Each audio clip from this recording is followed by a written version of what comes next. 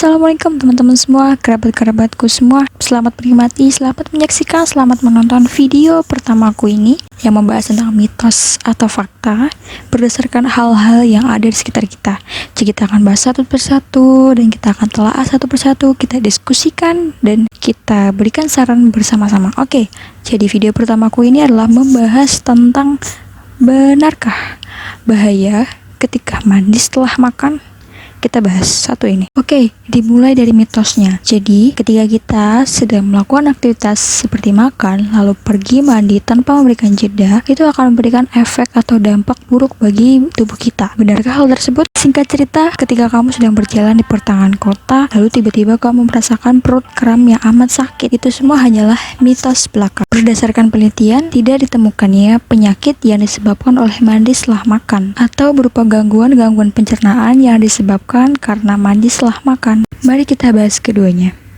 Dimulai dari makan yang akan melibatkan tubuh kita pada bagian dalam, atau yang biasa kita kenal adalah sistem pencernaan. Mandi juga akan melibatkan tubuh kita, tetapi hanya fisik bagian luarnya saja. Istilahnya hanya untuk bersih-bersih bagian luar, tidak sampai ke dalam.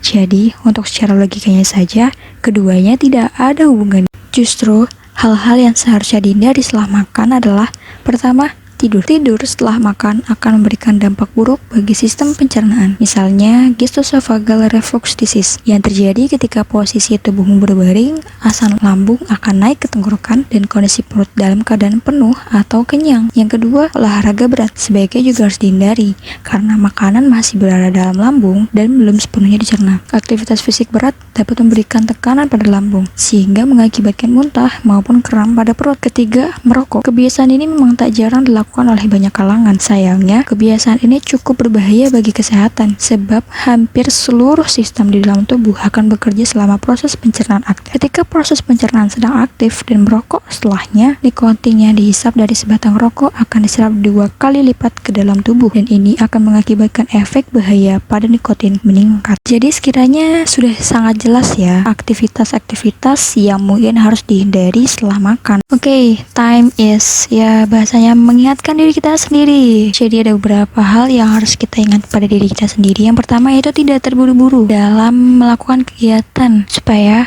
apa sih? Kita juga tahu kan supaya kegiatan kita itu berjalan dengan mulus semestinya. Yang kedua itu mengatur waktu.